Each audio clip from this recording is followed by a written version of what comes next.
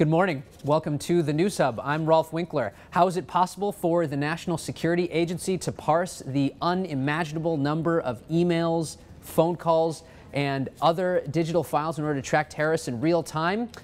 A few years ago, it wouldn't have been possible, but new technologies make it possible now. The same technologies that help Google give you search results so quickly. Michael Hickins, the editor of CIO Journal, joins me now. Is it fair for me to say that? These are the same technologies that really help?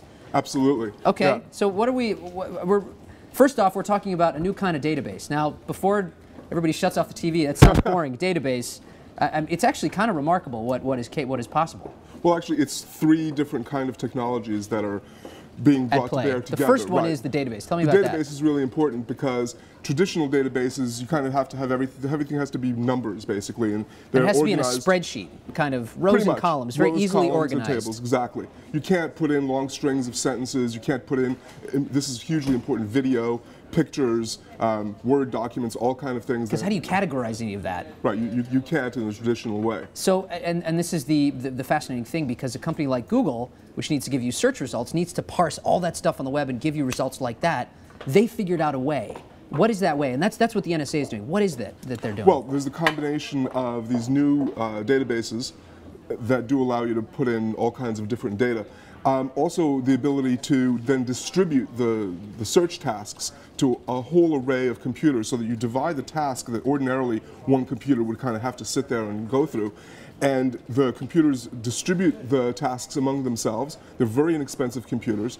And then at the end, they reassemble the results. And it happens like that. So let's paint a picture of this. Once upon a time, and actually this still happens with traditional databases, you have to basically ask it a question, and it will take the database maybe a day to churn through your question, and a day later you get your results, right. And then you don't know, well, did I ask the question wrong, so then I've got to exactly. query it again. I right. mean, imagine having to do a Google search and it giving you a list of results. Those are the wrong results, but you can't search again. You didn't get your results for a day, right. And then you can't search again. I mean, that'd be impossible. This is really kind of what's happening. This is what people have had to do until about 5 years ago. Okay. And one of the interesting things is that along with the databases, these new queries, these new algorithms that create the questions have gotten a lot smarter. So, for instance, if you wanted to know who is hosting the Morning Hub, you'd say, who's hosting the Morning Hub? And finally the answer would come back, Rolf Winkler.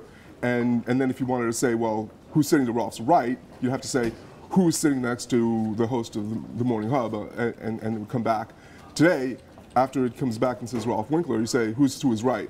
And it understands the context of who's to his right. And that gets to a little bit, you talk in your story about machine learning. Right, that that's computers, exactly right. Computers get smart, they can actually start to make predictions on their own. Tell me about that. Well, what they can do is they can understand the context of the words. So, for instance, if you're looking for a word bomb, it can tell the difference between bomb, like it's a Broadway play that didn't do very well, or bomb, like it's a terrorist. They can find those emails. I thought they weren't supposed to be reading my emails. They're just supposed to be reading the metadata. Well, we're talking about the technology here, not exactly what the NSA is doing, right? Fair enough. Now, okay, last question. If I'm a smart terrorist, if we're looking for the word bomb, why don't I just kind of create a very simple code so that, I mean, if we're trying to solve these tasks across so much data, it can't be too hard to bury the needle a little differently in the haystack. Well, I mean, that's actually what the technology has gotten really good at doing, is understanding the signals inside stories, basically. So, I mean, in the real world, or let's just say in the non-NSA terror hunting world, there are compliance officers right now who are trying to figure out whether their traders are saying, hey, I'll meet you at lunch, or let's talk about this offline.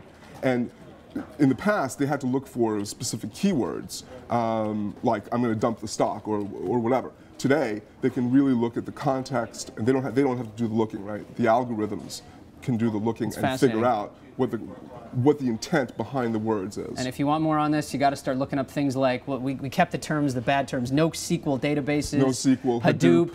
These are the kinds of things people got to look out for. Machine learning. Machine learning. Michael Hickins, thank you so much for joining us.